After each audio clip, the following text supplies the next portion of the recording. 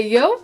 I'm Miss Linnea Lark. I'm a high school art and ceramics teacher, and today's tutorial will compare two different approaches to mixing multiple glazes together to create unique colors, upping your glaze combos. Both approaches will be tested on slip-trailed bisque-fired pots and will be applied with a brush.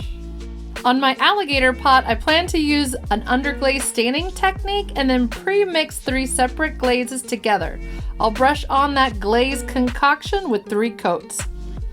And then on the cactusy picture, I'll use the same glazes, however I'll apply them separately, layering the different glazes on top of each other. Let's get started. The first thing I gotta do is pick my glazes out. For this example, I'm going to combine a total of 3 glazes, 2 different colors, and a clear glaze, which will help me keep the glaze on the transparent side so that we can still see all the details in the slip trailing. At least that's what I'm hoping for. So I head on over to my test tiles and try to come up with a color game plan. This test tile display is probably the best teaching tool I've ever made. It's by no means perfect, but I absolutely love it. I use industrial Velcro to adhere my test tiles to the aluminum board. I mean, I've tried magnets before, but they always end up somehow, usually me, getting knocked down onto the ground and broken. I know some studios place test tiles on the lids of their glazes, but I just really like to have all the colors displayed side by side in a color-coded order, so I can compare and imagine combinations. I have plans to make a video detailing my test tile board, how I made it, how I organize it, but in the meantime, you'll have to just admire it from afar. I'll get to that, I promise. I mean, at least by Christmas, maybe.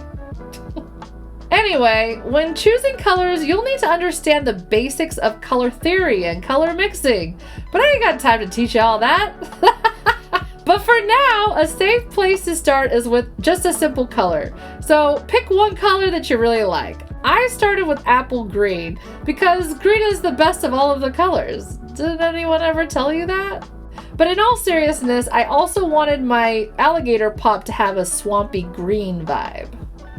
A safe way to choose a color that won't dull or brown the apple green is to choose a color that's next to it on the color wheel. So check out this color wheel. Since the color I chose is a kind of green, I could safely mix it with another green, or I could mix it with a yellow or a blue, or both. So yellow, blue, and green, because they're next to each other on the color wheel, they blend into each other, and therefore if you mix them, they will not cause major browning or dulling.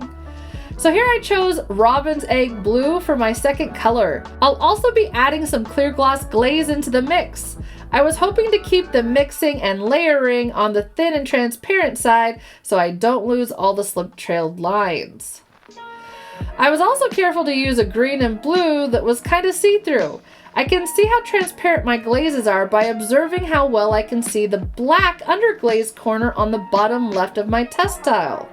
Another thing I do for my test tiles that I'll go into in the video of the future. I love those test tiles.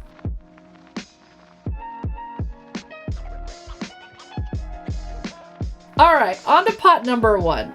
For the first pot, I'll be pre-mixing colors, but I'll start with an underglaze stain. Or at least a staining technique. It's not really stain, it's just underglaze. But here, let's check it out. For this first pot, I'm going to start applying a thin layer of dark green underglaze to create this staining technique. You can even add a little water to the mix because after applying one coat, I just use a sea sponge and wipe it all away, so who cares if it goes on thin? I'm careful to wash out my sponge after every wipe or two. The end result is that the dark green underglaze is only trapped in the corners of the slip trailing, emphasizing their shadows. I was careful to underglaze the entire pot because the underglaze also kind of sticks inside of the grainy texture of the clay, and I wanted the stain quality to be consistent on all sides. You can decide how much underglaze you want to leave on or take off by sponging off more or less underglaze than I did. Just be aware that if you decide to make a thicker stain layer, you will need to fire your pot before applying your glaze to prevent glaze bubbles. Glaze bubbles can be made from when imperfections in the underglaze, like all the particles and grit inside of that underglaze, they rise to the surface of the pot. Glaze bubbles, which can break and cause shards and then blood. Yes, blood. So make sure that if you've got thick underglaze anywhere, that you fire that underglaze and then apply glazes after. Since my dark green underglaze was mostly rubbed away, I decided to take the lazy baby route and not fire it. Cross your fingers for me. I just went right in with some glaze. If you want to see the video where I made this pot, click the link in the top right corner of the screen. So let's go on to glazing and mixing. Whenever I'm glazing a vessel that has a functional inside and outside, I always start with glazing the inside first. I poured my Laguna blush pink glaze inside my pot. I moved the pot around slowly, allowing the glaze to run up and kiss the edges of the rim. Careful not to drip. Once the glaze has total coverage, I pour the pink glaze back into its bottle. I clean up my lip by sponging away any drip marks on the rim and outside of my pot. I also notice all the stinking chunks that was left in my glaze. This lazy baby should have sieved her glaze. Oh well.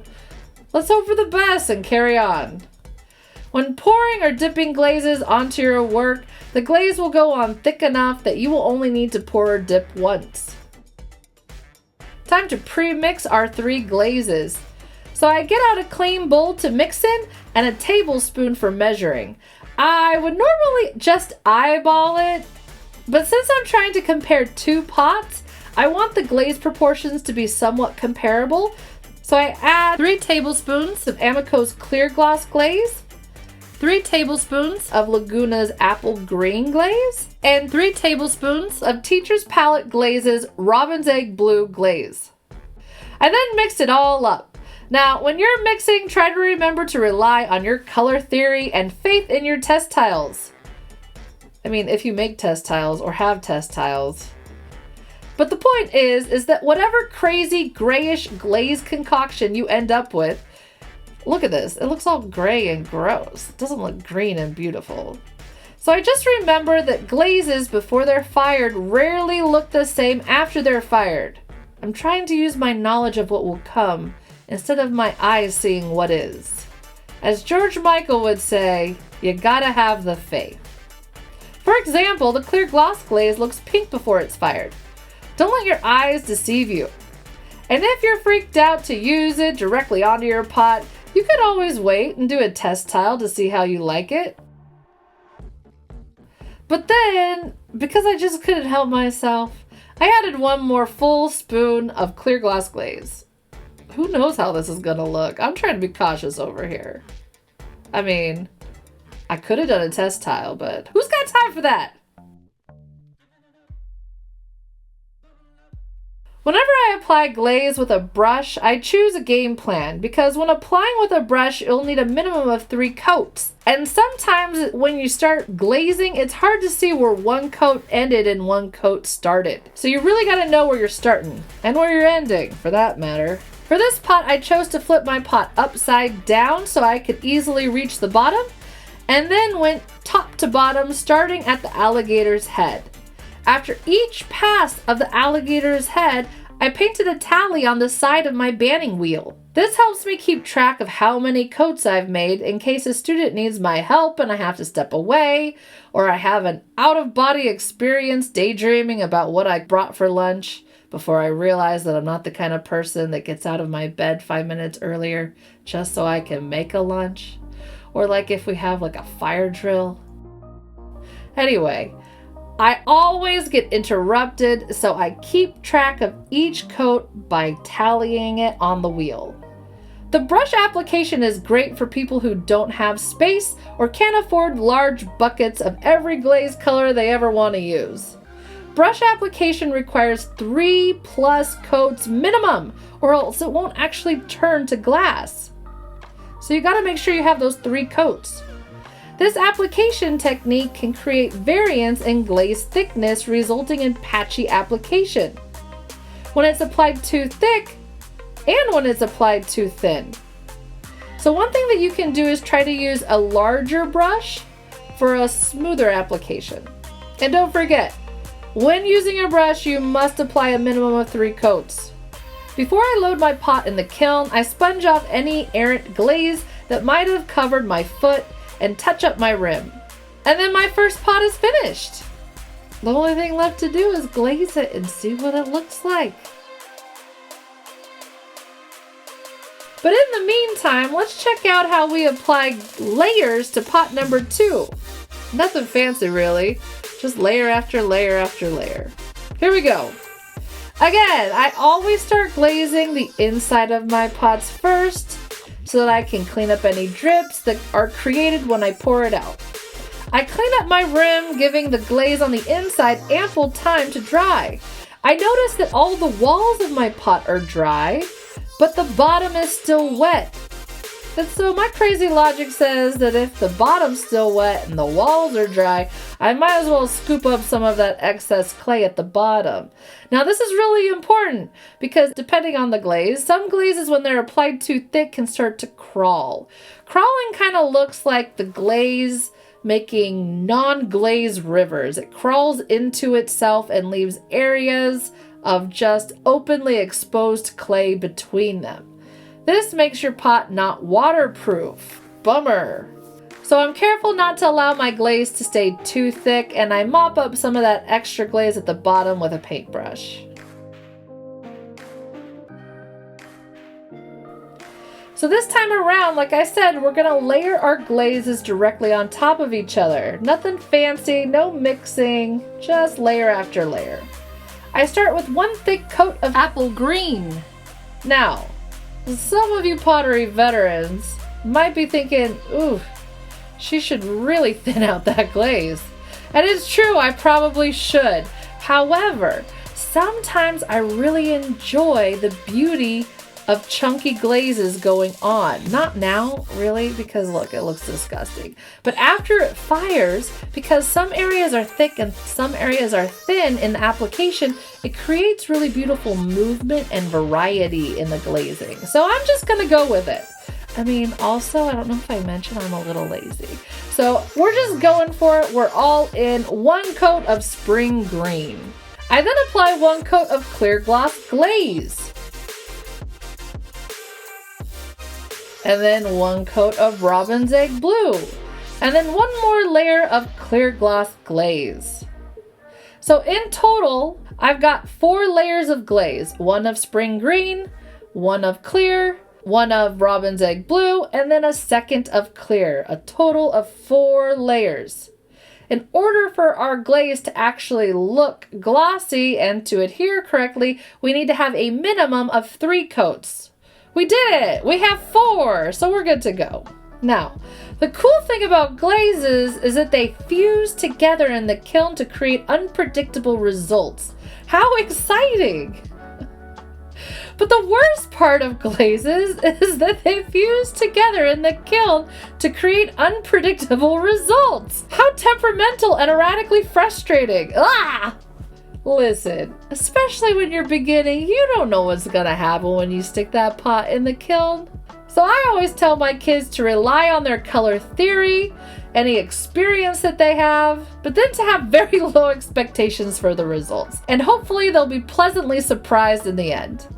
As you gain experience, make mistakes, and try wild combos, you will start to be able to make smarter predictions. And in the meantime, try to fall in love with all your mistakes and failures because they're the essential stepping stones to mastery.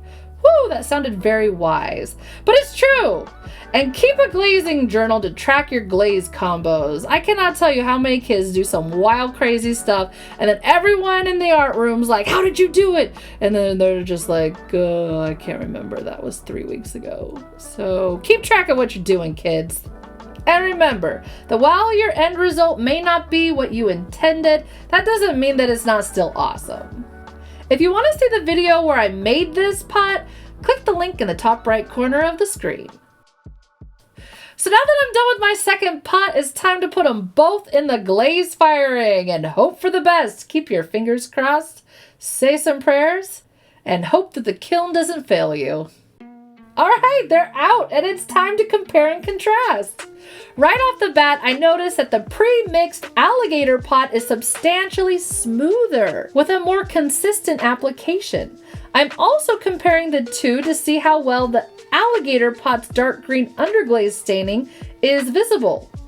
And while it's subtle, I can see a clear difference where the corners of the slip-trailed alligator is much greener than the cactusy picture. The layered cactus picture is much more sporadic, and you can see how the yellows have risen to the top. Even though the spring green was applied first, this is very interesting to me. If you're a scientist and you know how this happens, please put it in the comments. This speaks to how unpredictable layering glazes can be. I also noticed that the blues are settling into those corners of the slip trailing. It is clear that the layering technique is more irregular, but also maybe even more exciting. There's more variety and movement in the glaze fusing. I think I might like that one better.